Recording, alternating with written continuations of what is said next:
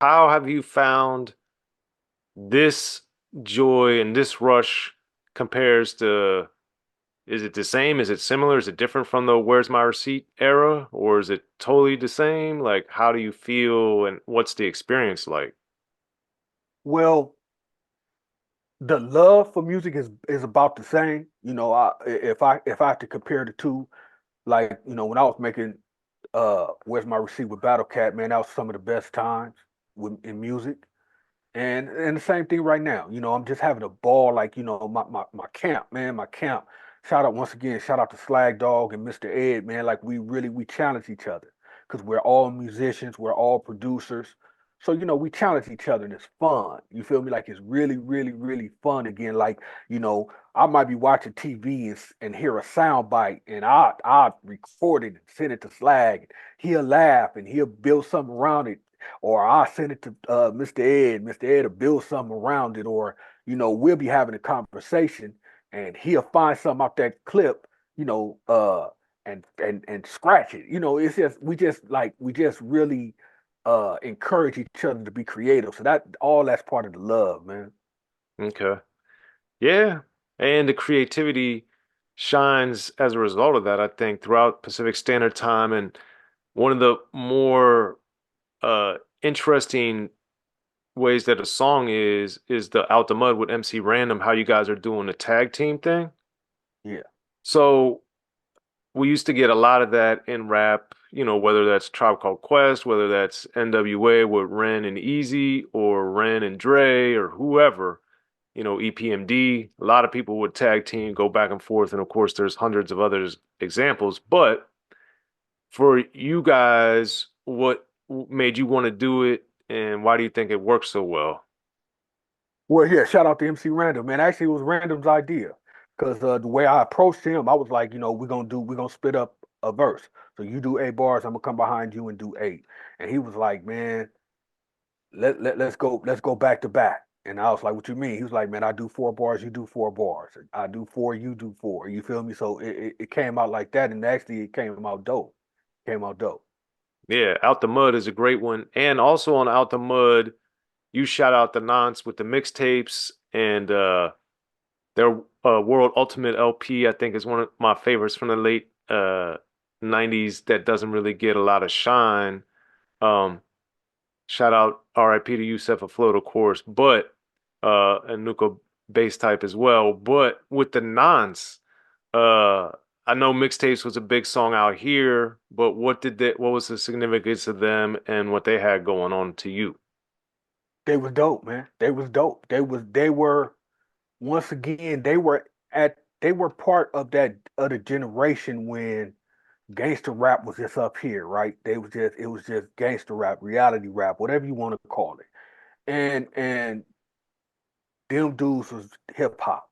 You know what I'm saying? They wasn't trying to be extra hard. They was just trying to do great music and they achieved it.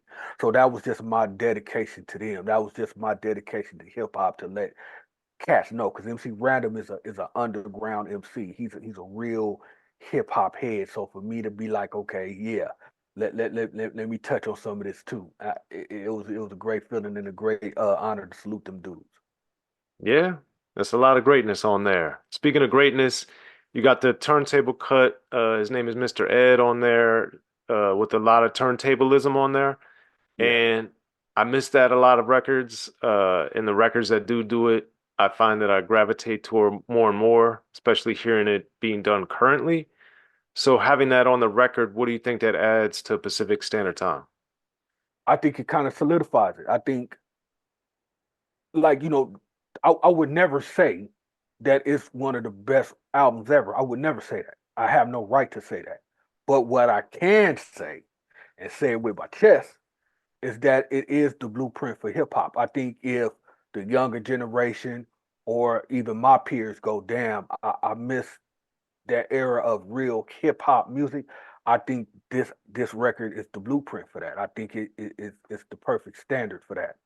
Um, so to have Mr. Ed do what Mr. Ed does, man, it was beautiful. And like I said, Mr. Ed's a producer, so he approached his turntablism with a slight hint of being a producer.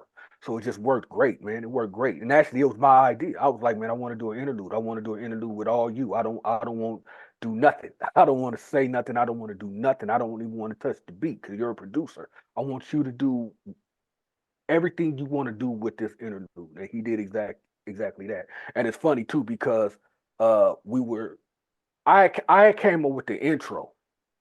Um but we didn't have an outro.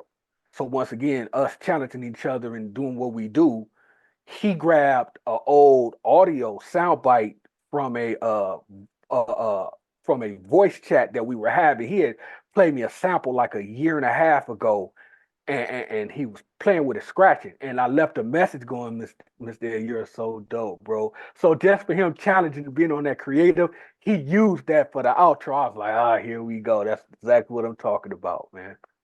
Yeah, it's incredible. And I do think Pacific Standard Time does have all these different elements, which is one of the reasons why I think it's a great project and that it really stands out because it's not one dimensional.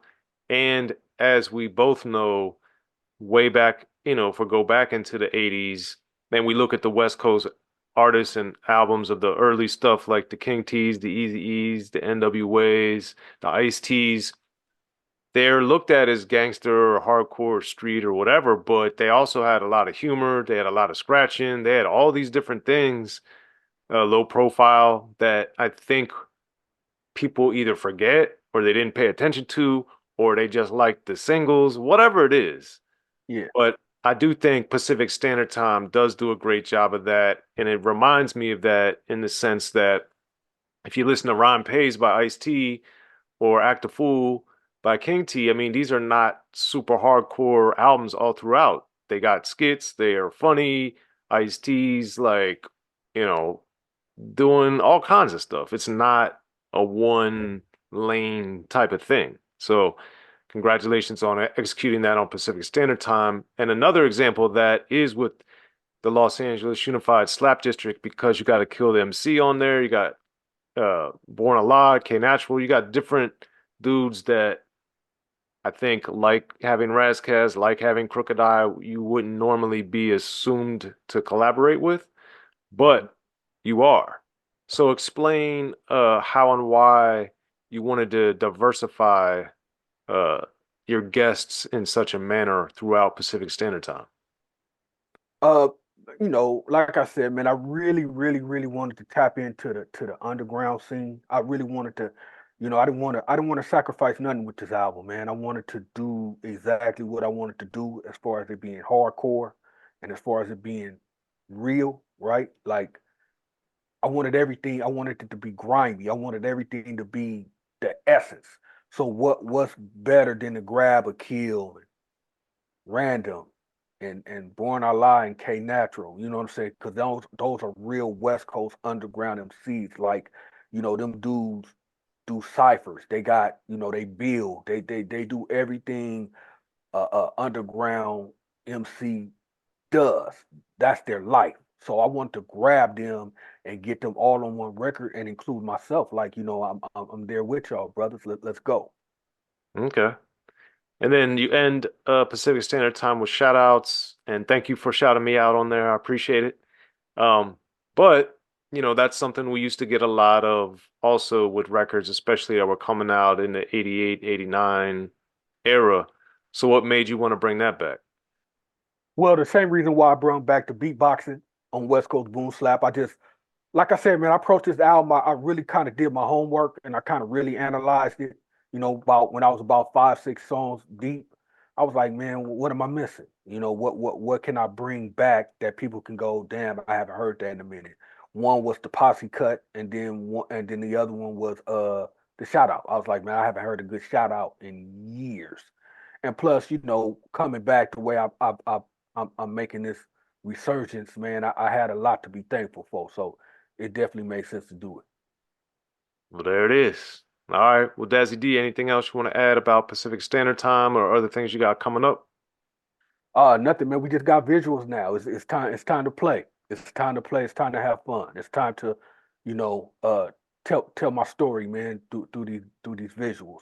So we're gonna have fun, man. Shout out to Graham. Shout out to Otis that directed the very first video, the L.A. Diaries, with the illustration and the graffiti and all that. Man, we're gonna have fun, bro. So stick around, man. And if you just getting to know who I am, or just finding out who I am as an artist, man, stick around, man. Y'all gonna have fun with me. I can promise you that. Shout out to Slag Dog. Shout out to Don Dub.